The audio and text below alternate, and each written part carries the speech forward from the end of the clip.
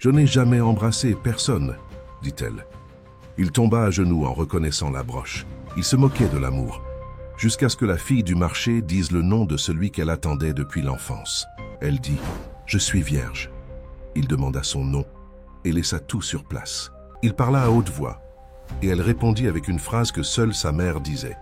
Le soleil brillait intensément sur la baie de Tous les Saints, tandis que Thomas Mercier-Dupont observait Saint-Denis du haut de son penthouse dans le quartier exclusif de Victoire. À 38 ans, Thomas était ce que beaucoup appelaient le célibataire, le plus convoité de la région.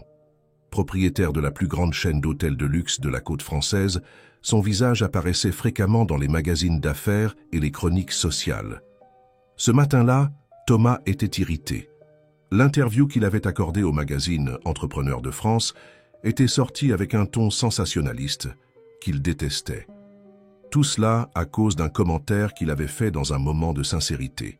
« Je n'épouserai que quelqu'un qui n'a jamais embrassé personne », disait la manchette en caractères gras.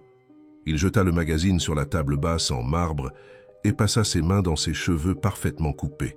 « Ils ont transformé une réflexion personnelle en cirque », se plaignit-il auprès de son assistante, Delphine, qui organisait son agenda du jour. « Vous auriez dû imaginer que cela provoquerait des remous », répondit-elle, sans lever les yeux de sa tablette. Après tout, un entrepreneur riche et beau qui déclare qu'il n'épousera que quelqu'un qui n'a jamais embrassé? Au XXIe siècle, c'est pratiquement une invitation aux spéculations. Thomas soupira. Ce n'est pas ce que je voulais dire. Je parlais de pureté d'intention, de trouver quelqu'un qui ne s'intéresse pas à mon argent, quelqu'un qui préserve certaines valeurs. Delphine le regarda avec scepticisme. Eh bien, maintenant, la moitié de Saint-Denis prétend n'avoir jamais embrassé pour essayer de vous conquérir. Le téléphone de Thomas ne cessait de sonner. C'étaient des journalistes qui voulaient des interviews, des émissions de télévision, qui l'invitaient à participer à des débats, et même une émission de télé-réalité proposant de créer une compétition pour trouver la fiancée idéale pour lui. « Annulez tous mes engagements sociaux de cette semaine », ordonna-t-il à son assistante. « J'ai besoin de temps loin des projecteurs. » Pendant ce temps, dans le coloré et animé marché modèle, près de l'ascenseur Lacombe, Jeanne Fournier organisait soigneusement les fruits tropicaux dans l'étal qu'elle avait hérité de ses parents. À 27 ans, Jeanne était connue parmi les commerçants et les clients pour son honnêteté et pour le sourire accueillant qu'elle offrait à tous. « Hé, Jeanne, tu as vu ça ?»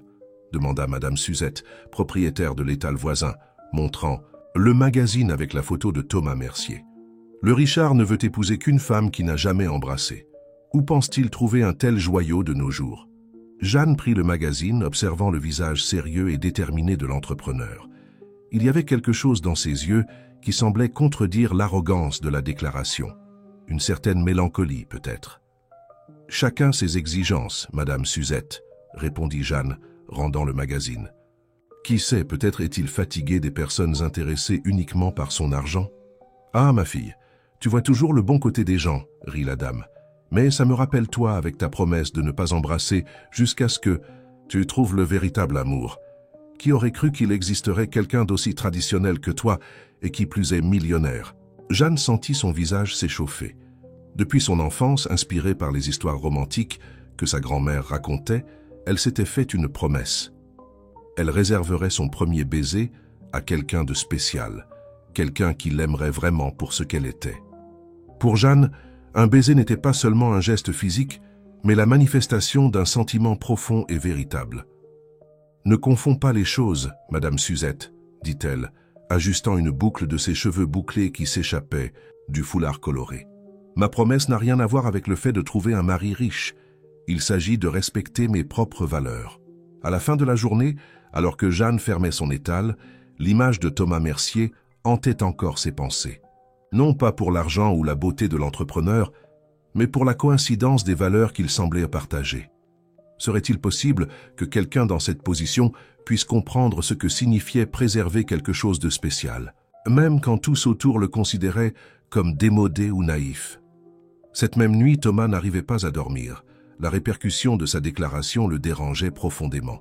Il se sentait incompris, comme si personne ne pouvait voir au-delà de la surface de ses mots. Il se leva de son lit king size et marcha jusqu'à la terrasse, observant les lumières de la ville qui se reflétaient dans les eaux de la baie. Son enfance modeste dans la campagne française semblait de plus en plus lointaine.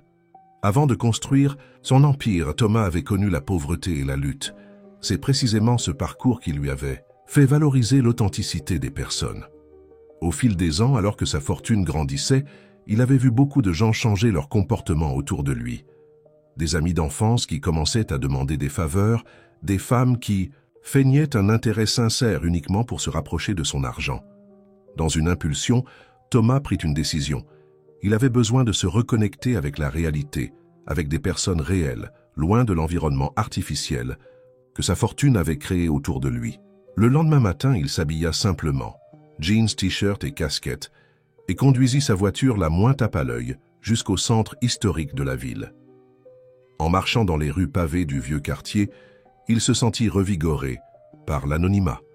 Personne ne le reconnaissait sans son costume impeccable et sa montre de luxe. Il n'était qu'un homme parmi tant d'autres qui se promenaient par là un mercredi matin.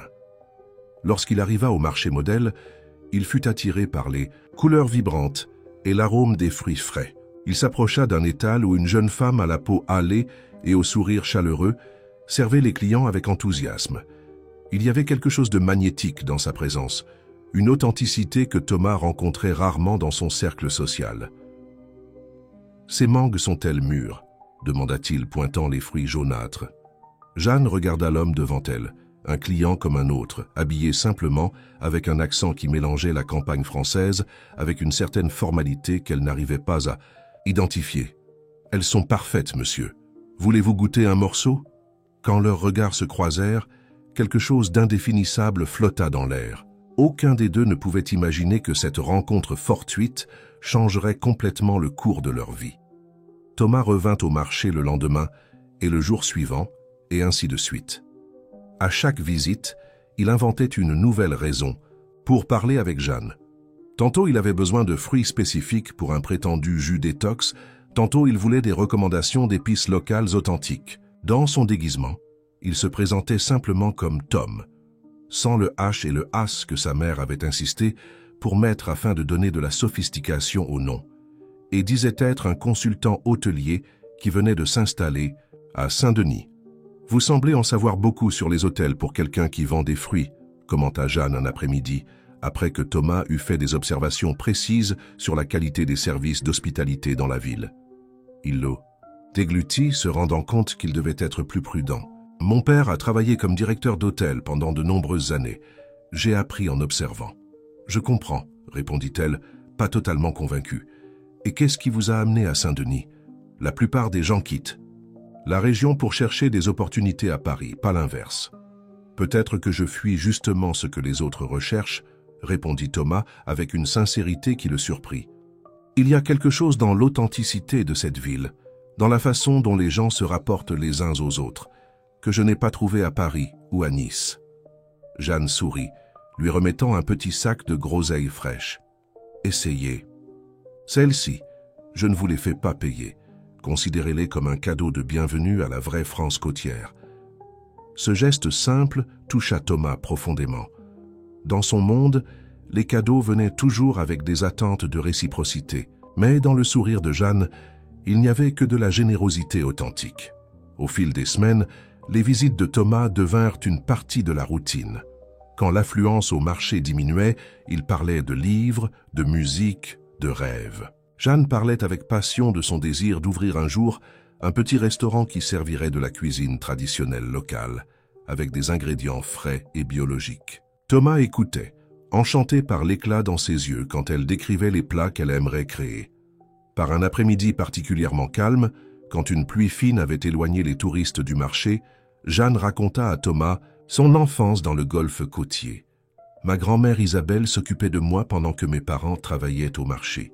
Elle racontait des histoires merveilleuses sur des princesses qui attendèrent des princes qui les valoriseraient vraiment, » se souvint-elle avec un sourire nostalgique. « C'est elle qui m'a appris qu'un baiser devait être quelque chose de spécial, réservé à celui qui le mériterait vraiment. » Thomas sentit son cœur s'accélérer. « Vous n'avez jamais... » Jeanne rit un peu gênée. « Non, je n'ai jamais embrassé personne. Mes amis pensent que je suis démodé, et peut-être que je le suis. Mais pour moi, un baiser signifie abandon, confiance. Je ne peux pas imaginer donner cela à quelqu'un qui n'a pas conquis mon cœur complètement. C'est un choix admirable, répondit Thomas, soudainement conscient de sa propre hypocrisie. Il était là, prétendant être quelqu'un qu'il n'était pas, s'approchant d'une femme dont la principale qualité était justement l'authenticité. « Et vous ?» demanda-t-elle. « Vous devez trouver ça stupide, n'est-ce pas? Un homme expérimenté comme vous qui a déjà dû rencontrer tant de personnes intéressantes. » Thomas pensa à ses expériences passées, des relations superficielles avec des femmes qui s'intéressaient plus à son compte en banque qu'à qui il était vraiment. « Je crois que je comprends mieux que vous ne l'imaginez, » répondit-il finalement.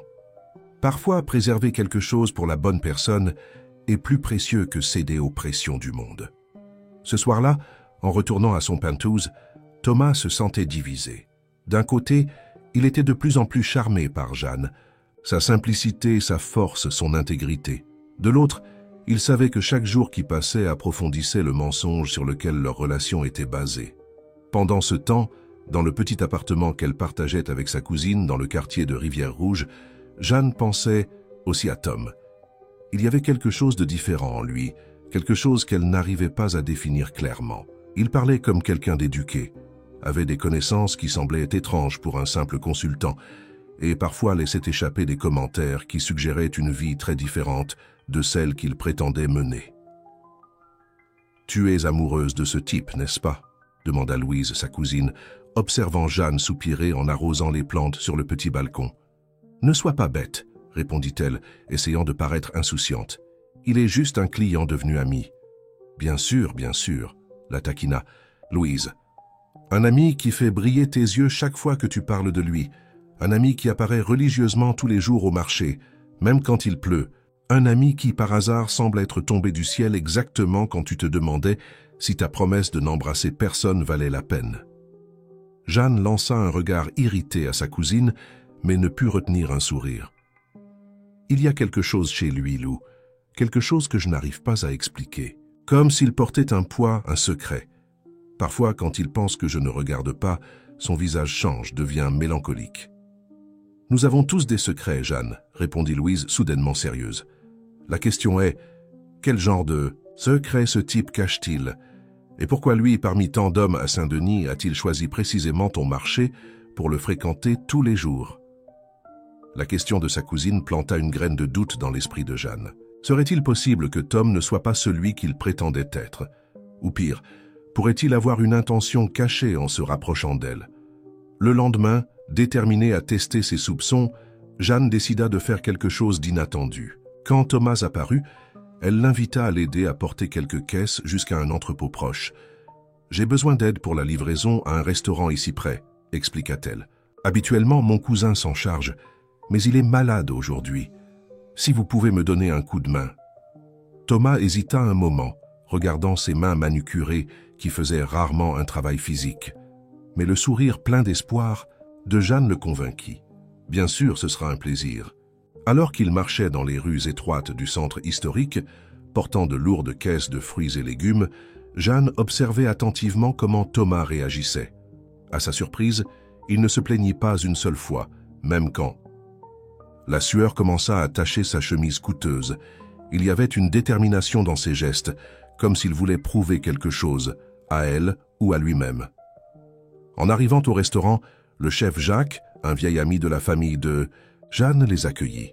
« Et qui est ce jeune homme ?» demanda-t-il, regardant Thomas de haut en bas. « Un ami », répondit rapidement Jeanne. « Tom, voici le chef Jacques, le meilleur chef de Moqueca de Saint-Denis. » Thomas tendit la main, mais Jacques l'ignora, plissant les yeux. « Vous me semblez familier. Je suis sûr de vous avoir vu quelque part avant. » Le cœur de Thomas s'emballa. Son déguisement serait-il révélé ainsi, si brusquement? « Ce doit être une impression, chef. J'ai un de ces visages communs, » répondit Thomas, essayant de garder son sang-froid tandis que des gouttes de sueur froide coulaient dans son dos. Jacques continua à le fixer pendant quelques secondes avant de hausser les épaules. « Si vous le dites, mais je jure que je vous ai vu quelque part. » Après avoir organisé les caisses dans la réserve du restaurant, Jacques insista pour qu'il reste déjeuner. « Je ne peux pas vous laisser partir, sans que vous goûtiez ma moqueca spéciale. surtout après toute cette aide. Assis à une petite table au fond du restaurant, Jeanne observait Thomas attentivement. Il y avait quelque chose dans la façon dont il tenait les couverts, dans la façon dont il goûtait le vin offert par Jacques, qui ne correspondait pas à l'image d'un simple consultant. « Alors, Tom, dit-elle, prononçant le nom avec une emphase presque imperceptible, vous ne m'avez jamais raconté comment était votre vie avant de venir à Saint-Denis. » Thomas prit une gorgée d'eau, gagnant du temps pour organiser ses pensées. « Il n'y a pas grand-chose à raconter. J'ai grandi à la campagne, dans une petite ville près de Foire-Sainte-Anne. Ma famille était simple, mais ma mère a toujours insisté sur l'importance de l'éducation. J'ai obtenu une bourse pour étudier la gestion à Paris et, bien, le reste est de l'histoire. Et votre famille? Vous gardez toujours contact avec eux? » La question frappa Thomas comme un coup de poing dans l'estomac. Sa mère était décédée quand il avait seulement 22 ans, avant qu'il puisse lui offrir le confort dont elle avait tant rêvé. Son père, un homme réservé et fier, avait refusé d'accepter l'aide financière de son fils quand la fortune de Thomas commença à croître. « Ma mère est décédée il y a quelques années, » répondit-il avec sincérité. « Mon père, eh bien, nous nous sommes éloignés. Il n'a jamais approuvé certains de mes choix. » Pour la première fois depuis qu'il avait commencé son déguisement, Thomas partageait une vérité authentique et le soulagement qu'il ressentit fut inattendu. Jeanne remarqua le changement dans son expression. La douleur dans les yeux de Thomas semblait trop réelle pour être feinte. « Je suis désolé, dit-elle, couvrant sa main de la sienne pendant un bref moment. J'ai perdu ma grand-mère il y a 5 ans. Elle était comme une seconde mère pour moi. Jusqu'à aujourd'hui, je ressens son absence tous les jours. Comment était-elle » demanda Thomas, sincèrement intéressé. « Madame Isabelle était pure sagesse et amour, » répondit Jeanne, les yeux brillants au souvenir. « Elle a élevé seuls 3 enfants, après que mon grand-père l'a abandonnée. Elle n'a jamais eu d'éducation formelle, mais connaissait les plantes médicinales, racontait des histoires qui semblaient ne pas avoir de fin et cuisinait comme personne. C'est elle qui m'a appris presque tout ce que je sais sur la nourriture et sur la vie. Elle semble avoir été une femme extraordinaire. Elle l'était. Vous savez ce qu'elle disait toujours? Ma fille, l'argent achète le confort, mais n'achète pas le bonheur. Le bonheur vient de l'intérieur et se multiplie quand il est partagé. C'est pourquoi elle aidait toujours ceux qui en avaient besoin, même en ayant si peu. » Thomas sentit un nœud dans la gorge. Ses paroles ressemblaient beaucoup à ce que sa propre mère avait l'habitude de dire. « Ma mère pensait de façon similaire, » confessa-t-il. Elle faisait des gâteaux le samedi et en distribuait la moitié aux enfants du quartier. Elle disait que leur joie valait plus que n'importe quelle somme d'argent. Pendant qu'il parlait, Jacques s'approcha à nouveau apportant des desserts, de délicats quindimes qui brillaient sous la lumière du restaurant. « Vous formez un beau couple, » commenta le chef avec un sourire chaleureux. « Vous me rappelez Isabelle et Mathieu quand ils étaient jeunes. » Jeanne s'étouffa avec le café qu'elle buvait. « Jacques, nous ne sommes pas un couple. Et qu'est-ce que ma grand-mère a à voir avec ça? »« Oh, la façon dont vous vous regardez, » répondit le chef, faisant un clin d'œil. « Et Mathieu était le grand-père que tu n'as jamais connu, Jeanne. Le grand amour d'Isabelle avant Seth. Autre homme qui l'a abandonné. Ma grand-mère a été mariée 2 fois? Non, Mathieu et Isabelle ne se sont jamais mariés. Il était le fils d'un riche propriétaire terrien, et sa famille n'approuvait pas sa relation avec une fille. Simple comme ta grand-mère. Quand elle est tombée enceinte, sa famille l'a envoyée à l'étranger. Il a promis de revenir, mais n'a plus jamais donné de nouvelles. Isabelle a fini par se marier des années plus tard avec ton grand-père, mais tout le monde savait qu'elle n'a jamais oublié Mathieu. » Thomas sentit un frisson parcourir sa colonne vertébrale. Mathieu était le nom de son grand-père paternel, un homme qui était rarement mentionné dans sa famille et sur qui il savait très peu. « Ce Mathieu, demanda-t-il d'une voix tremblante, quel était son nom de famille? Dupont, répondit Jacques, fronçant les sourcils. Mathieu Dupont, pourquoi? Le choc fut comme un courant électrique. Dupont était le nom de famille que Thomas avait hérité de son père, qui à son tour l'avait reçu de son grand-père Mathieu. « Ce n'est pas possible, » murmura Thomas, plus pour lui-même que pour les autres. « Qu'est-ce qui n'est pas possible ?» demanda Jeanne, confuse par sa réaction. Thomas la regarda comme s'il la voyait pour la première fois. Si ce que Jacques disait était vrai, si son grand-père Mathieu avait réellement eu une relation avec Isabelle et un enfant avec elle, alors lui et Jeanne pourraient être « Nous devons parler en privé », dit-il, se levant brusquement. Jeanne, percevant la gravité dans sa voix, prit rapidement congé de Jacques et suivit Thomas hors du restaurant. Ils marchèrent en silence jusqu'à ce qu'ils atteignent une petite place près de l'église du Bonfim, où Thomas s'arrêta finalement, passant ses mains sur son visage dans un geste de pure angoisse. « Que se passe-t-il » exigea Jeanne. « Pourquoi êtes-vous si troublé par l'histoire de ma grand-mère » Thomas respira profondément, sachant que le moment de vérité était arrivé, du moins en partie. Jeanne, mon grand-père paternel, s'appelait Mathieu Dupont. Il venait d'une riche famille de propriétaires terriens du sud de la France. Selon le peu d'histoire familiale que je connais, il a été envoyé étudier en Europe quand il était jeune et à son retour, il a épousé ma grand-mère dans un mariage arrangé par la famille. Jeanne fit un pas en arrière, la compréhension prenant lentement forme sur son visage. Vous êtes en train de dire que... Je dis qu'il existe la possibilité, aussi incroyable que cela puisse paraître, que votre père ou votre tante puisse être demi-frère ou demi-sœur de mon père, ce qui ferait de nous des cousins, compléta Jeanne, portant la main à sa bouche. Mais ce ne peut pas être vrai. Nous devons en découvrir plus, dit Thomas, l'esprit travaillant. Rapidement. Quand est né votre père? Quand Isabelle a-t-elle eu cet enfant avec Mathieu? Mon père est né en 1962, tante Camille en 1965, et mon oncle Antoine, qui nous a quittés, est né en 1958. Il était le fils aîné de ma grand-mère, celui qu'elle a eu avant de se marier. Les dates coïncidaient. Le père de Thomas était né en 1960, 2 ans après le fils supposé que son grand-père avait eu avec Isabelle. « C'est incroyable, » murmura-t-il. « Toutes ces années, ces connexions. »« Attendez, » interrompit Jeanne, plissant les yeux. « Pourquoi? Êtes-vous si intéressé par cela? Et comment pouvez-vous être sûr de votre grand-père? Ce nom Dupont n'est pas si rare. » Thomas se rendit compte qu'il s'était trop exposé. Il devait reculer, mais ne voulait plus mentir à Jeanne.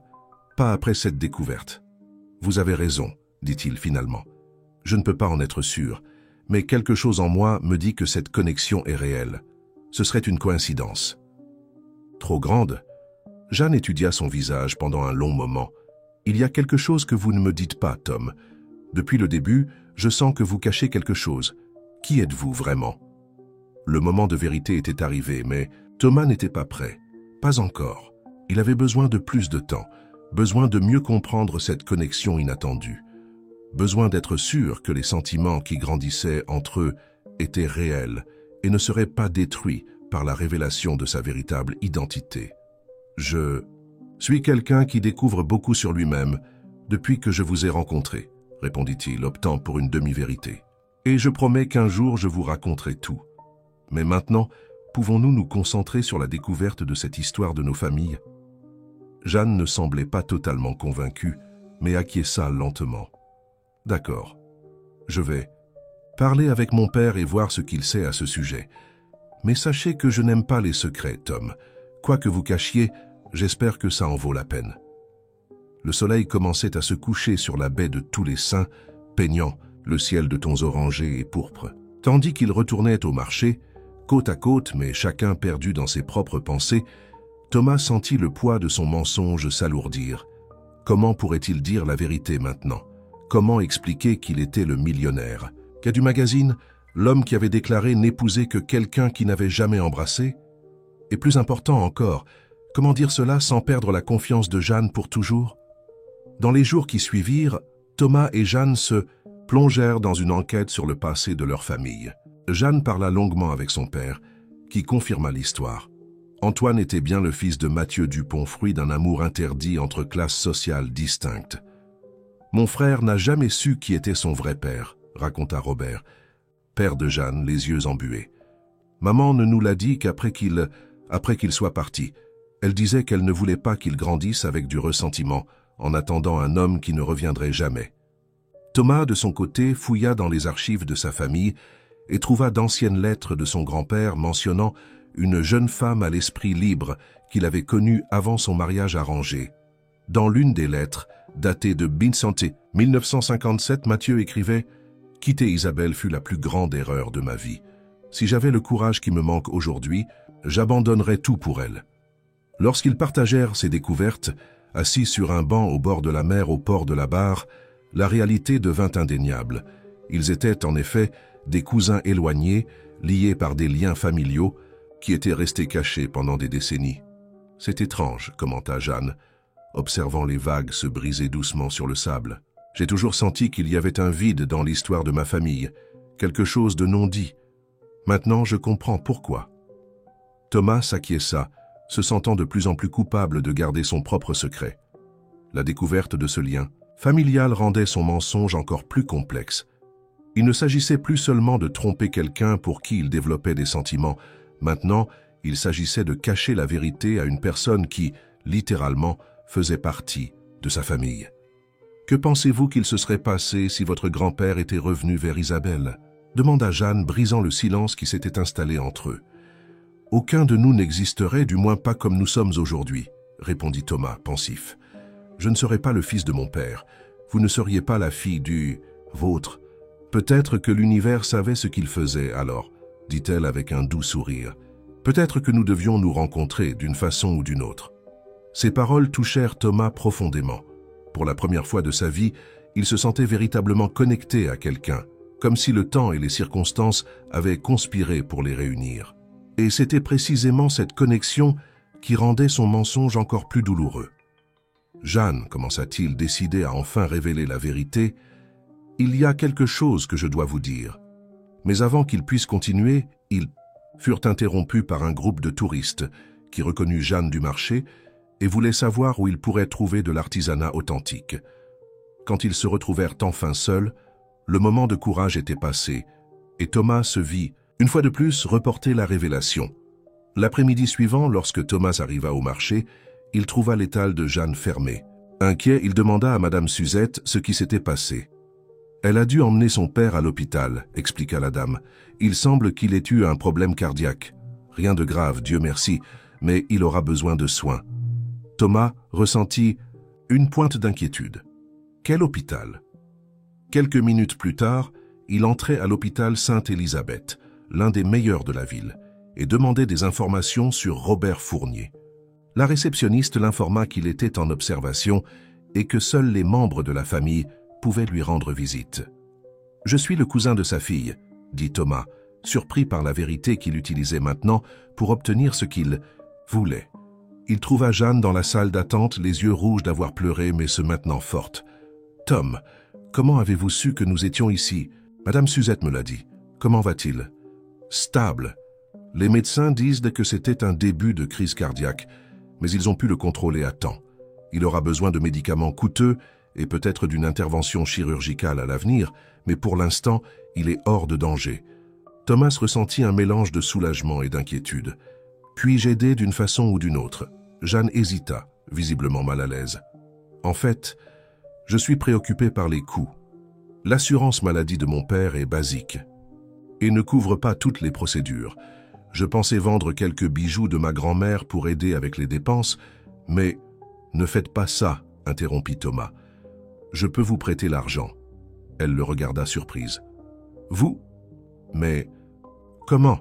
Vous avez vous-même dit que vous commencez comme consultant ici, que vous n'avez pas encore beaucoup de clients. » Thomas se rendit compte trop tard de l'erreur qu'il avait commise. « J'ai quelques économies.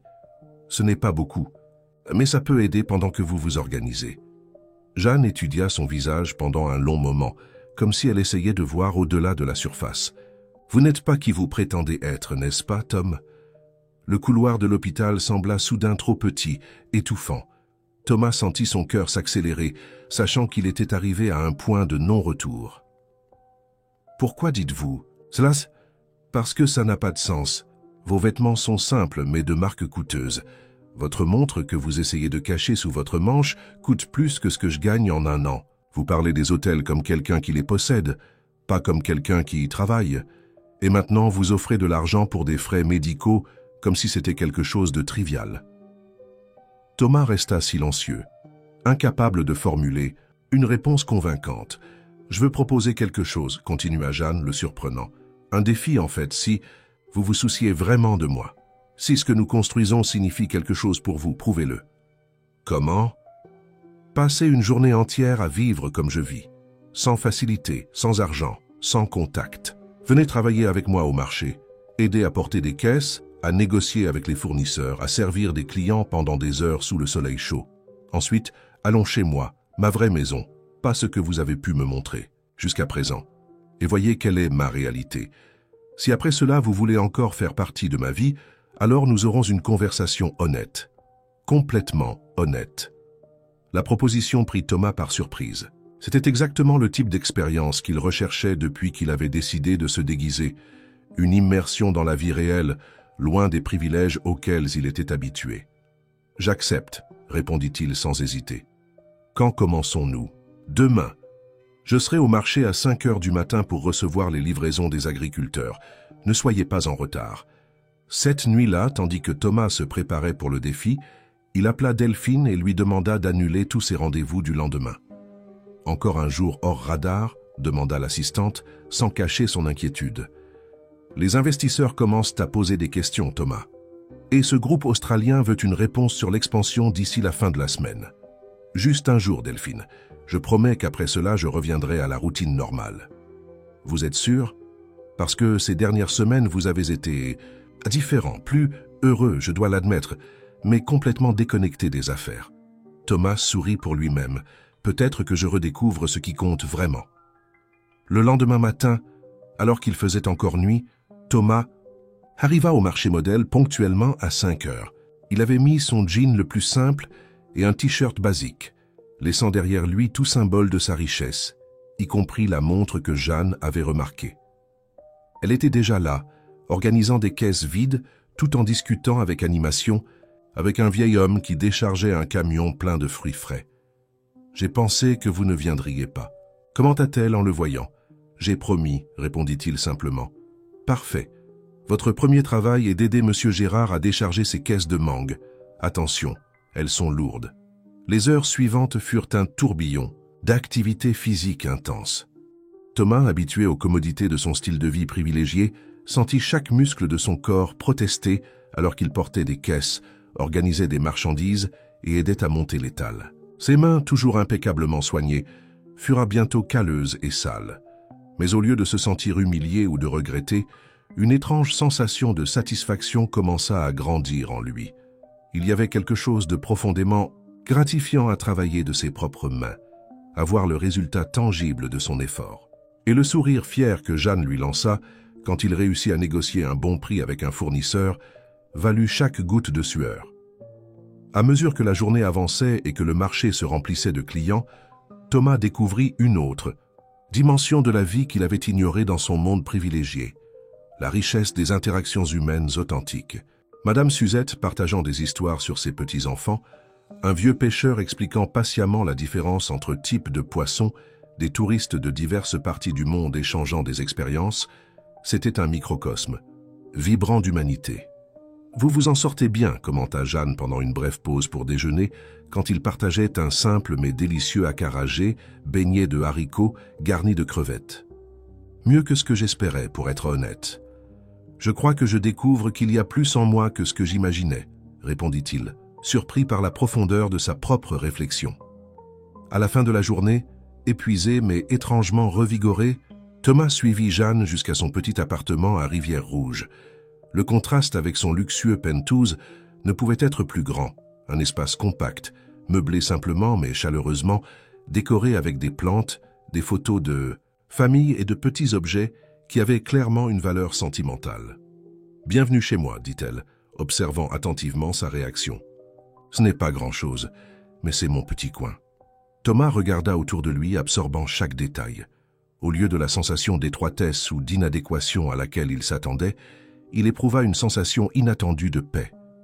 Cet espace avait une âme, une histoire, l'essence de Jeanne dans chaque coin. « C'est parfait », dit-il sincèrement.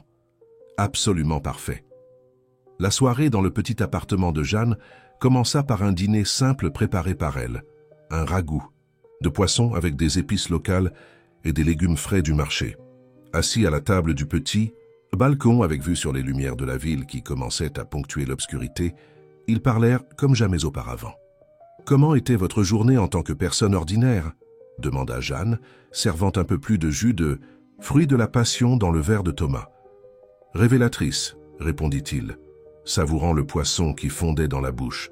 Je n'aurais jamais imaginé que travailler au marché puisse être si gratifiant. La plupart des gens ne voient que le travail dur, la sueur, les mains calleuses. Peu perçoivent la richesse des histoires, des échanges, de la communauté qui se forme là. Thomas acquiesça pensif.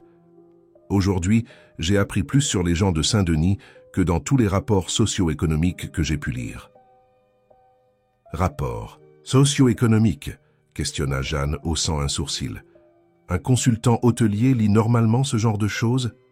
Thomas déglutit, se rendant compte qu'il avait laissé échapper un autre indice sur sa véritable identité. Parfois pour mieux comprendre le marché potentiel. Jeanne n'insista pas, mais son regard disait qu'elle connectait les points. Après le dîner, ils s'assirent sur le petit canapé du salon pour regarder un documentaire sur la baie de Touss, l'Essaim, un choix de Jeanne qui, une fois de plus, révélait sa profonde connexion avec la culture et la nature locale. Pendant le film, Thomas n'arrivait pas à se concentrer. Son esprit revenait constamment à la décision qu'il devait prendre, révéler sa véritable identité, ou continuer à vivre dans le mensonge qu'il avait créé. Le défi proposé par Jeanne avait été relevé, et maintenant, il lui devait une conversation honnête, complètement honnête, comme elle l'avait dit. Quand le documentaire se termina, Jeanne se tourna vers lui avec un regard déterminé. « Vous avez relevé le défi, Tom. Maintenant, c'est à votre tour de tenir votre part de l'accord. » Thomas respira profondément, cherchant du courage. « Avant de dire quoi que ce soit, je veux que vous sachiez que ces derniers mois ont été les plus authentiques de ma vie. Quoi que vous pensiez de moi après ce que je vais vous dire, s'il vous plaît, souvenez-vous de cela. » Jeanne acquiesça, son visage un mélange d'appréhension et de curiosité. « Mon nom n'est pas seulement Tom, commença-t-il, c'est Thomas Mercier-Dupont. » Il observa tandis que la compréhension se formait lentement sur son visage. Jeanne fronça les sourcils, essayant d'associer le nom à quelque chose de familier. « Attendez, Mercier-Dupont? Comme le propriétaire de cette chaîne d'hôtels, celui du magazine qui... » Sa voix faiblit quand la réalisation la frappa complètement. Celui qui a dit qu'il n'épouserait que quelqu'un qui n'avait jamais embrassé. Thomas acquiesça, sentant le poids de la confession. « Vous m'avez menti tout ce temps, » dit-elle, se levant du canapé. La déception dans sa voix était palpable. « Vous vous êtes rapproché de moi intentionnellement, n'est-ce pas? Après avoir entendu parler de ma promesse, c'était tout. Une expérience? Un jeu? » « Non, » protesta Thomas, se levant aussi. « Au début, oui, j'étais curieux. Je voulais connaître quelqu'un qui partageait des valeurs qui semblent si rares aujourd'hui. Mais après, tout a changé. Vous avez tout changé, Jeanne. »« Et pourquoi devrais-je vous croire maintenant ?» demanda-t-elle, croisant les bras défensivement. « Comment puis-je savoir ce qui est vérité et ce qui est mensonge? Vous avez raison de douter, répondit-il, gardant ses distances, respectant son espace. Je ne mérite pas votre confiance, mais aujourd'hui, travaillant à vos côtés, vivant comme vous vivez, j'ai compris quelque chose de fondamental. J'ai cherché au mauvais endroit toute ma vie. Que voulez-vous dire? J'ai pensé que j'avais besoin de quelqu'un qui n'avait jamais embrassé parce que cela représentait la pureté, des valeurs traditionnelles. Mais ce que je cherchais vraiment, c'était l'authenticité, quelqu'un qui ne s'intéressait pas à mon argent ou à mon statut. Et j'ai trouvé cela en vous, Jeanne. Pas à cause de votre promesse, mais à cause de qui vous êtes, votre force, votre intégrité, votre connexion authentique avec les gens autour de vous. Jeanne l'observa pendant un long moment, essayant d'évaluer la sincérité de ses paroles. « Pourquoi ne me l'avez-vous pas dit avant, après que nous avons découvert notre connexion familiale? Pourquoi continuer à mentir? » « Parce que j'avais peur, » admit-il avec une vulnérabilité qu'il n'avait jamais montrée auparavant. Peur de perdre ce que nous étions en train de construire. Soudain, vous n'étiez plus seulement quelqu'un d'intéressant que j'avais rencontré, mais une connexion avec un passé que je ne savais pas exister. Et plus je vous connaissais, plus je tombais amoureux de la personne que vous êtes. Le mot « amoureux » flotta dans l'air entre eux, créant un silence chargé d'émotions. « Vous ne savez pas qui je suis vraiment », dit finalement Jeanne, sa voix plus douce. « Vous n'avez connu qu'une partie de moi, tout comme je n'ai connu qu'une version fabriquée de vous. » « Alors recommençons, » proposa Thomas, faisant un pas hésitant vers elle. « Sans mensonge, sans déguisement. Juste Thomas et Jeanne découvrant qui ils sont vraiment. Avant qu'elle puisse répondre, le téléphone sonna. C'était de l'hôpital, informant que Robert avait eu une rechute et avait besoin d'une procédure d'urgence qui n'était pas couverte par l'assurance maladie. « Mon Dieu !» murmura Jeanne, le visage pâle en raccrochant. « Ils disent que c'est urgent, mais ça coûte plus de 20 000 €. Je n'ai pas cet argent. »« Je l'ai, » dit Thomas immédiatement. « Laissez-moi vous aider, Jeanne. Sans condition, sans obligation. C'est le minimum que je puisse faire, après tout. » Elle hésita, sa fierté luttant contre l'inquiétude pour son père. « Je ne peux pas accepter autant d'argent. »« Je ne l'offre. Pas en tant que Thomas Mercier-Dupont, l'entrepreneur. Je l'offre en tant que votre cousin, en tant que quelqu'un qui se soucie de vous et de votre famille. S'il vous plaît, laissez-moi vous aider. » Après un moment de réflexion, Jeanne acquiesça. « D'accord, mais je vous rembourserai, même si cela prend des années. » 1 heure plus tard, ils étaient à l'hôpital. Thomas, maintenant sans son déguisement, utilisa toute son influence pour garantir que Robert reçoive le meilleur traitement possible. Pendant que Jeanne restait aux côtés de son père en soins intensifs, Thomas passa des appels, organisa des spécialistes, s'assura que rien ne manque. Quand ils eurent enfin des nouvelles que l'intervention avait réussi, Jeanne s'autorisa un moment de soulagement. Dans le couloir vide de l'hôpital, elle se tourna vers Thomas. « Merci, dit-elle simplement. Je ne sais pas ce qui serait arrivé sans votre aide. » « Pas besoin de me remercier. Comme je l'ai dit, c'est le minimum que je puisse faire. » Ils restèrent silencieux un moment, épuisés physiquement et émotionnellement, mais d'une certaine façon plus proches que jamais. « Vous savez, » commença Jeanne, brisant le silence, « quand vous avez révélé qui vous étiez, mon premier instinct était de vous chasser. J'ai pensé que tout avait été une manipulation, une façon de prouver que votre théorie sur trouver quelqu'un qui n'avait jamais embrassé était correcte. Et maintenant ? Maintenant, je ne sais pas quoi penser.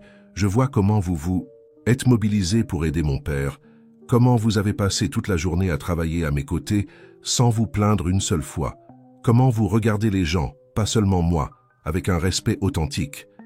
Et je me demande si le vrai Thomas n'est pas, après tout, très semblable au Tom que j'ai connu. » Thomas sentit une vague d'espoir. « Peut-être que les deux sont des parties de qui je suis réellement, des parties que je n'ai jamais réussi à concilier jusqu'à ce que je vous rencontre. » Dans les jours qui suivirent, tandis que Robert récupérait à l'hôpital, Thomas et Jeanne établirent une nouvelle dynamique. Il n'essaya plus de cacher qui il était, mais ne retourna pas, non, plus complètement à sa vie d'avant. Il continua à visiter le marché, aidant Jeanne quand il le pouvait, faisant mieux connaissance avec les commerçants et les clients qui le traitaient maintenant avec un mélange de curiosité et de respect hésitant. En même temps, il permit à Jeanne de connaître son monde. Il l'emmena à son penthouse, lui montra des photos de sa famille, raconta des histoires sur son enfance et le parcours qui l'avait conduit au succès entrepreneurial. À sa surprise, Jeanne ne sembla pas intimidée ou impressionnée par sa richesse. Au lieu de cela, elle posait des questions perspicaces sur ses choix, ses valeurs, les décisions qui avaient façonné sa vie. Un après-midi, alors qu'il parlait, sur la terrasse du penthouse de Thomas, observant le même coucher de soleil qu'il avait l'habitude de regarder seul, Jeanne posa une question qui le prit au dépourvu. « Pourquoi ne vous êtes-vous jamais marié ? La vérité, pas cette histoire sur attendre quelqu'un qui n'a jamais embrassé. » Thomas réfléchit un moment. « Je crois que je n'ai jamais trouvé quelqu'un qui me voyait au-delà de mon compte en banque. Il y avait toujours une sensation que les gens voulaient quelque chose de moi. Statut, sécurité financière, accès à mon cercle social. Je n'ai jamais senti que quelqu'un était intéressé à connaître l'homme derrière le nom et la fortune. Jusqu'à maintenant ?» demanda-t-elle avec un petit sourire. « Jusqu'à maintenant », confirma-t-il, lui rendant son sourire. Le silence qui suivit était confortable, chargé de possibilités. Jeanne regarda la ville qui s'étendait en dessous d'eux, les lumières commençant à briller contre le ciel qui s'assombrissait. « Votre vie est très différente de la mienne », commenta-t-elle finalement. « Oui et non », répondit Thomas. « Matériellement, oui. Mais je découvre que ce qui compte, vraiment des connexions authentiques, un but, la joie dans les petites choses, vous l'avez en abondance. Et ce sont ces choses qui m'ont toujours manqué, même sans savoir les nommer. » Jeanne se tourna pour le regarder, ses yeux reflétant les dernières lumières du jour. Je crois que nous avons tous deux quelque chose à apprendre l'un de l'autre. Je suis d'accord, dit Thomas, ressentant une paix qu'il avait rarement éprouvée auparavant. Et j'espère que nous aurons beaucoup de temps pour cet échange. À ce moment, avec la ville de Saint-Denis s'étendant à leurs pieds et l'avenir ouvert devant eux, tous deux surent qu'ils étaient au seuil de quelque chose de nouveau et prometteur, quelque chose qui transcendait les différences de leur monde et trouvait ses racines dans l'authenticité qu'ils avaient découverte l'un dans l'autre.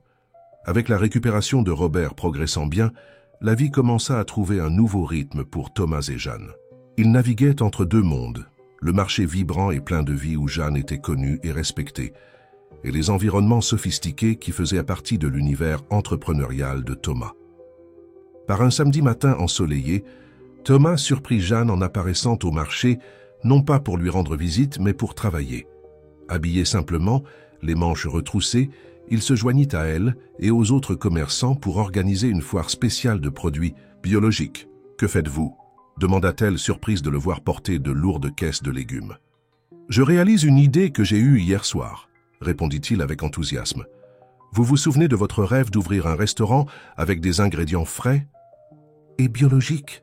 J'ai pensé, pourquoi ne pas commencer par quelque chose de plus petit ? Une foire spéciale le samedi, focalisée exclusivement sur des produits biologiques de petits producteurs de la région. » Jeanne le regarda avec curiosité. « Et comment comptez-vous faire cela ?»« J'ai déjà parlé avec l'administration du marché. Ils ont cédé l'espace de la cour intérieure pour aujourd'hui comme test. J'ai contacté quelques producteurs qui fournissent mes hôtels et les ai invités à participer. Et Madame Suzette aide à faire passer le mot. »« Vous avez fait tout cela du jour au lendemain ?» demanda-t-elle impressionnée. Thomas sourit. « Quand une idée est bonne, pourquoi attendre ?» La foire fut un succès instantané.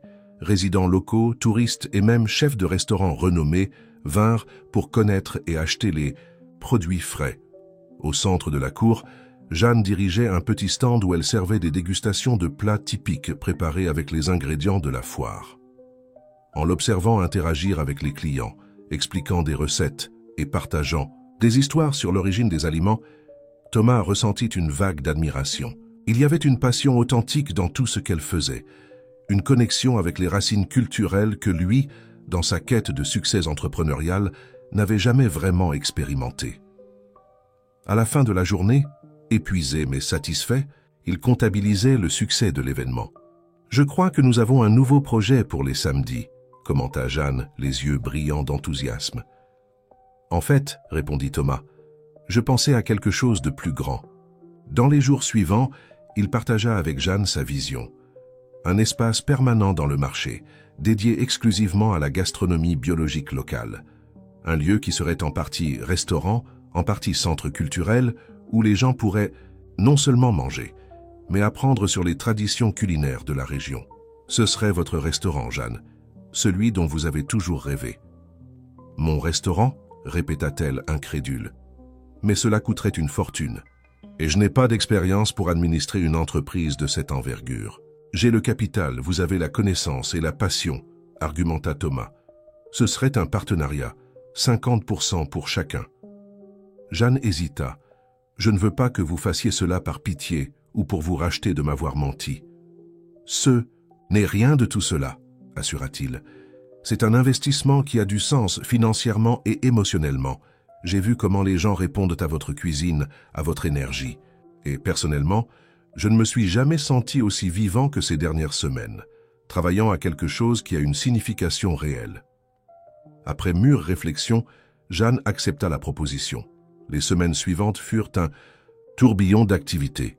Réunions avec des architectes, négociations avec l'administration du marché, contact avec des producteurs locaux. Jeanne fut surprise par sa propre capacité à suivre le rythme intense des affaires, tandis que Thomas redécouvrait le plaisir de construire quelque chose de ses propres mains, s'impliquant personnellement dans chaque aspect du projet. Tandis que le restaurant prenait forme, la relation entre eux évoluait également. Ce n'était plus seulement une amitié, ni seulement une attraction romantique, mais quelque chose de plus profond, un partenariat basé sur le respect mutuel et l'admiration authentique. Un soir, après une longue journée à superviser l'installation des équipements de cuisine, Il marchait le long de la plage du port de la Barre, partageant un acaragé acheté à une vendeuse traditionnelle. « Je n'aurais jamais imaginé que ma vie changerait autant en si peu de temps », commenta Jeanne, observant les vagues se briser doucement sur le sable. « Pour le meilleur ou pour le pire ?» demanda Thomas, essayant de garder un ton léger mais sincèrement curieux de la réponse. « Différent, répondit-elle après un moment de réflexion. Ni meilleur ni pire, juste plus vaste, comme si mon monde s'était étendu au-delà de ce que je croyais possible. » Thomas s'acquiesça, comprenant parfaitement. « Je ressens la même chose. C'est comme si avant je vivais seulement à la surface et maintenant j'expérimente les choses dans leur totalité. » Ils marchèrent en silence confortable pendant quelques minutes, jusqu'à ce que Jeanne pose une question qui était dans son esprit depuis des semaines. « Croyez-vous toujours à cela? À n'épouser que quelqu'un qui n'a jamais embrassé ?» Thomas s'arrêta, se tournant pour la regarder. « Non, c'était un bouclier, une façon de me protéger des relations superficielles, ce que je cherche, ce que j'ai toujours cherché. En vérité, c'est quelqu'un qui m'aime pour ce que je suis, pas pour ce que j'ai. » Jeanne sourit doucement. « Et moi, je crois toujours que je dois réserver mon premier baiser pour le véritable amour. »« Le croyez-vous » demanda-t-il, le cœur s'accélérant. Au lieu de répondre avec des mots, Jeanne fit un pas en avant, éliminant la distance entre eux. Ses yeux rencontrèrent ceux de Thomas, transmettant une décision prise non par impulsion, mais par certitude. Lentement, elle s'approcha, jusqu'à ce que ses lèvres touchent les siennes dans un baiser doux, rempli de signification. Quand ils se séparèrent, tous deux étaient transformés. Le baiser, si attendu par Jeanne et maintenant si précieux pour Thomas, scella non seulement un moment, mais une promesse d'avenir partagé. « Cela répond-il à votre question ?» murmura-t-elle, encore assez proche pour qu'il sente son souffle. Chaud. Thomas sourit, incapable de contenir l'émotion qui l'envahissait. Parfaitement. Dans les semaines qui suivirent, ils se permirent d'explorer cette nouvelle dimension de leur relation tout en continuant à travailler ensemble sur le restaurant. La nouvelle que le célèbre entrepreneur Thomas Mercier-Dupont était impliqué dans un projet au marché modèle suscita la curiosité des médias locaux. Des journalistes commencèrent à apparaître, voulant en savoir plus sur l'entreprise et inévitablement sur la relation entre les associés. Par un matin particulièrement agité, alors qu'ils supervisaient la livraison de meubles artisanaux pour le restaurant, ils furent abordés par une journaliste de la principale chaîne de télévision locale. « Monsieur Dupont, est-il vrai que vous avez trouvé la femme qui n'a jamais embrassé, comme vous l'aviez déclaré dans la fameuse interview ?» demanda-t-elle, microphone en main, tandis qu'un caméraman se positionnait stratégiquement. Avant que Thomas puisse répondre, Jeanne intervint avec grâce et fermeté. « En fait, cette histoire a pris des proportions qui ne correspondent pas à la réalité. Ce que nous avons trouvé l'un dans l'autre va bien au-delà des déclarations faites pour des magazines ou des promesses enfantines. C'est une connexion basée sur des valeurs partagées et le respect mutuel. » La journaliste, clairement surprise par l'articulation et l'assurance de Jeanne, se tourna vers elle. « Et vous êtes Jeanne Fournier, copropriétaire des Saveurs du Golfe, que nous inaugurerons dans 2 semaines. Nous créons un espace qui célèbre la gastronomie locale authentique et soutient les petits producteurs locaux.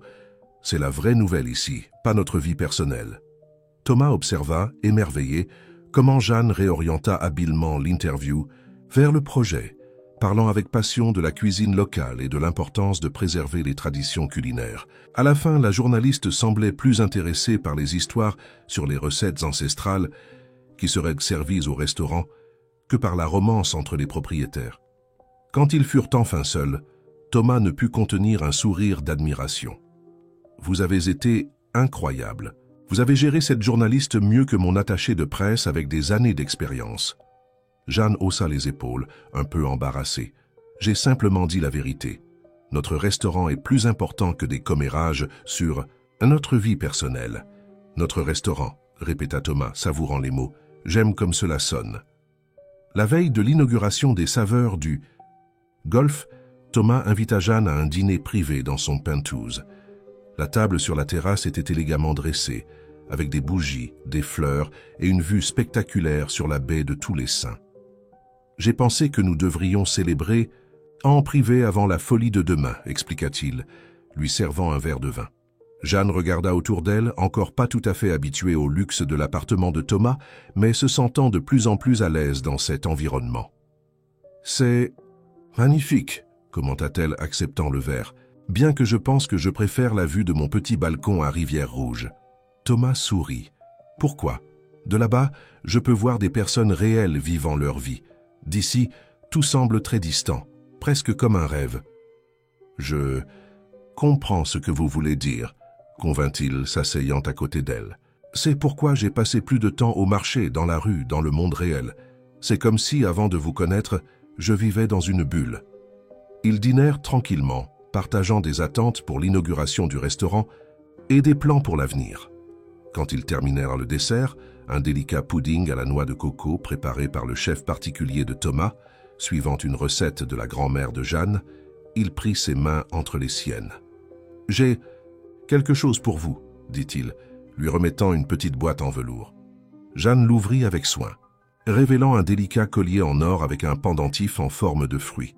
« C'est une groseille, » expliqua Thomas, « pour rappeler notre début, quand vous m'avez offert ces groseilles en cadeau de bienvenue à l'authentique France côtière. » Émue, Jeanne toucha le pendentif du bout des doigts. « C'est magnifique, Thomas, et si significatif, tout comme vous dans ma vie, » compléta-t-il, prenant courage pour ce qui allait suivre. « Jeanne, je sais que nous sommes encore en train de nous connaître, qu'il y a beaucoup à apprendre l'un sur l'autre. Mais je n'ai jamais été aussi sûr de quelque chose que de l'importance que vous avez prise dans ma vie. » Elle le regarda, les yeux brillants à la lumière des bougies, attendant qu'il continue. « Je ne demande pas une réponse maintenant, » poursuivit Thomas, « ni même ne fais une demande formelle. Je veux simplement que vous sachiez que quand vous serez prête, si un jour vous êtes prête, j'aimerais construire quelque chose de permanent avec vous, quelque chose qui aille au-delà du restaurant, au-delà des différences entre nos mondes. » Jeanne sourit, entrelaçant ses doigts aux siens. « Nous avons encore beaucoup à découvrir l'un sur l'autre, beaucoup de défis à affronter. Mais s'il y a une chose que j'ai apprise ces derniers mois, c'est que certaines connexions sont trop rares pour être ignorées. » Thomas sentit son cœur s'emplir d'espoir. Ce n'était pas un oui définitif, mais c'était une promesse de possibilité, et cela, pour l'instant, était plus que suffisant.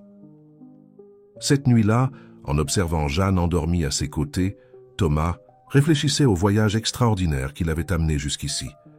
Une déclaration impulsive dans une interview, un déguisement improvisé, une rencontre fortuite qui avait tout changé.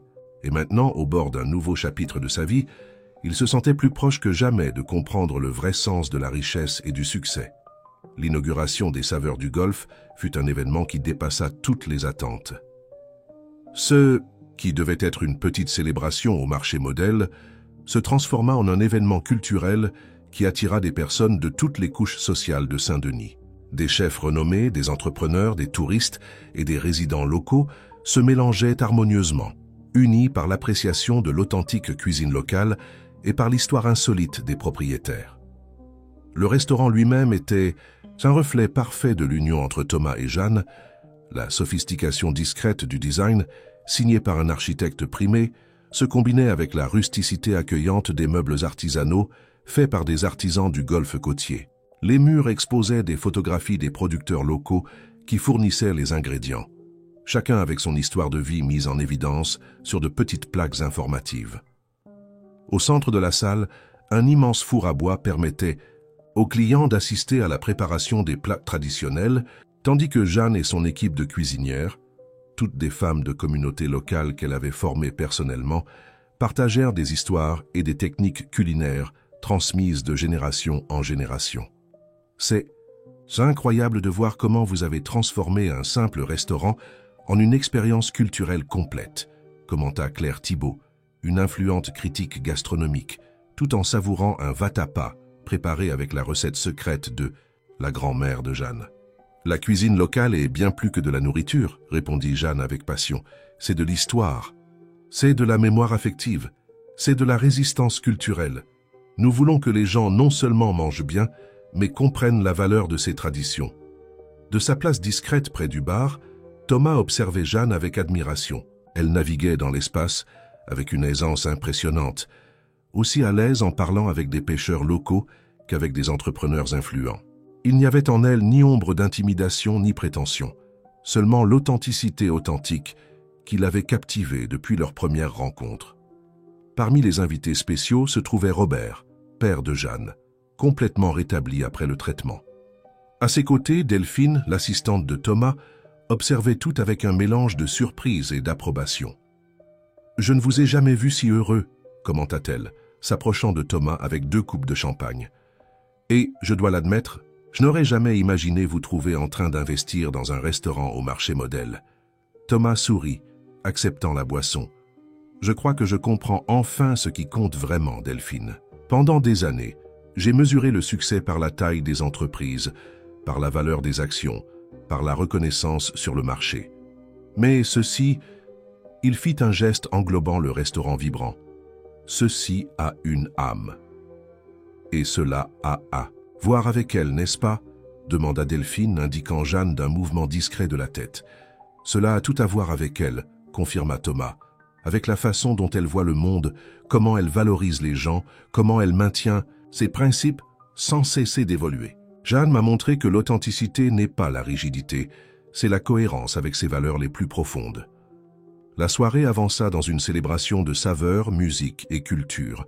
Un groupe de percussionnistes, les tambours de Saint-Denis, fit une présentation surprise remplissant l'espace avec les rythmes puissants qui sont l'âme de la ville. Plus tard, une dame âgée d'une communauté traditionnelle partagea des histoires sur l'origine de plats qui remontaient à des périodes anciennes, des recettes qui avaient été préservées comme forme de résistance culturelle. Vers minuit, quand la plupart des invités étaient déjà partis, Thomas trouva Jeanne assise sur un petit banc dans la zone extérieure du restaurant. Elle contemplait les eaux de la baie, le visage reflétant l'épuisement et le contentement. « Un centime pour vos pensées, » dit-il, s'asseyant à côté d'elle. Jeanne sourit sans détourner le regard de l'eau. « Je pensais à ma grand-mère, à combien elle serait fière de voir ses recettes célébrées, ses histoires partagées. »« Je suis sûr qu'elle l'est, » répondit Thomas doucement. « D'une certaine façon. » Ils restèrent silencieux pendant quelques minutes, absorbant la paix de la nuit, le léger balancement des bateaux ancrés près du marché, le murmure distant de la ville qui ne s'endort jamais complètement. « Thomas, » commença finalement Jeanne, « il y a quelque chose à quoi je pense ces dernières semaines. »« Quoi ?» Cette déclaration pour le magazine, sur n'épouser que quelqu'un qui n'avait jamais embrassé, que vouliez-vous vraiment dire par là? Thomas soupira, réfléchissant à la question. Je crois qu'au fond, j'exprimais un désir de trouver quelque chose de pur dans un monde qui me semblait de plus en plus transactionnel. Dans les cercles où je vivais, les relations étaient souvent basées sur des intérêts, financiers, sociaux, stratégiques. Je voulais quelqu'un qui serait avec moi pour qui je suis, pas pour ce que je peux offrir matériellement. Et la question du baiser. C'était une métaphore, je crois, une façon de symboliser quelqu'un qui préserve quelque chose de précieux, qui ne cède pas aux pressions sociales, qui valorise sa propre essence au-dessus des attentes externes. Il sourit, secouant la tête. Bien sûr, le magazine a transformé cela en une manchette sensationnaliste. Qui a fini par nous rapprocher, observa Jeanne. De façon tortueuse, oui, convint Thomas. Bien que je ne recommande pas de mentir sur sa propre identité comme stratégie d'approche. Tous deux rirent, la tension de la journée se dissipant finalement. « Et vous ?» demanda Thomas. « Pourquoi avez-vous décidé de rompre votre promesse, de ne pas embrasser jusqu'à trouver le véritable amour ?» Jeanne se tourna vers lui, ses yeux reflétant la douce lumière des lampadaires le long de la rive. « Parce que j'ai réalisé que la promesse n'a jamais été vraiment à propos de l'acte physique. Il s'agissait d'attendre quelqu'un qui me valoriserait complètement, qui respecterait mon histoire, mes valeurs, mes rêves, quelqu'un avec qui je pourrais construire quelque chose de significatif. Et vous avez trouvé cette personne ?» demanda Thomas, le cœur battant. En réponse, Jeanne se pencha et l'embrassa à nouveau, cette fois avec plus d'intensité, une promesse silencieuse de tout ce qui était à venir. Dans les semaines et mois qui suivirent, les Saveurs du Golfe devint l'un des restaurants les plus prestigieux de Saint-Denis, non seulement pour l'excellence de sa cuisine, mais pour l'impact social positif qu'il générait. Le modèle d'affaires développé par Thomas et Jeanne, qui privilégiait les fournisseurs locaux, valorisait le travail artisanal et investissait dans des programmes de formation pour des jeunes de communautés défavorisées, commença à être étudié comme exemple d'entrepreneuriat socialement responsable. Pour Thomas, Le succès du restaurant apporta une nouvelle perspective sur ses autres affaires. Graduellement, il commença à implémenter des pratiques similaires dans sa chaîne d'hôtels, privilégiant la durabilité, la valorisation de la culture locale et le développement des communautés où il opérait. Jeanne, de son côté, découvrit en elle-même une capacité de leadership qu'elle n'avait jamais imaginé posséder. En plus de superviser la cuisine du restaurant, elle développa un programme de formation culinaire pour des jeunes à faible revenu et commença à donner des conférences sur l'entrepreneuriat féminin dans des communautés périphériques. Par-ci, un dimanche après-midi, environ 1 an après l'inauguration du restaurant, Thomas emmena Jeanne pour une promenade en bateau dans la baie de Tous les Saints. Ancré près de l'île d'Italie, avec le soleil commençant à se coucher à l'horizon, il posa finalement la question qu'il avait reportée si longtemps. « Jeanne, je sais que nos mondes étaient complètement différents quand nous nous sommes rencontrés. Je sais que nous apprenons encore à naviguer entre eux, mais cette année m'a montré que, ensemble, nous pouvons créer quelque chose de bien plus grand et significatif que ce que chacun de nous pourrait faire seul. Acceptez-vous d'être ma compagne officiellement pour que nous continuions à construire cette histoire ensemble ?» Jeanne sourit, les yeux brillants de larmes de bonheur. « Oui, Thomas, 1000 fois oui. » Le mariage, célébré 6 mois plus tard, à l'église du Bonfim, fut un parfait reflet de l'union de leur monde. La cérémonie simple et émouvante réunit depuis des entrepreneurs influents et des célébrités jusqu'aux commerçants du marché modèle et aux producteurs ruraux qui fournissaient des ingrédients pour le restaurant. Robert, rétabli et radieux, conduisit sa fille jusqu'à l'hôtel, où Thomas l'attendait les yeux embués. La réception eut lieu aux saveurs du golfe même, transformé pour l'occasion en un espace encore plus magique, avec des lumières suspendues, des fleurs tropicales et des tables communautaires où tous se mélangeaient sans distinction de classe ou d'origine. À un moment donné de la fête, Jacques, le chef qui avait involontairement révélé la connexion familiale entre Thomas et Jeanne, demanda la parole pour un toast. « Il y a des histoires qui semblent destinées à arriver, dit-il, levant son verre, comme celle d'Isabelle et Mathieu, qui, malgré leur séparation par le destin, ont créé un lien qui, des générations plus tard, unirait leurs descendants.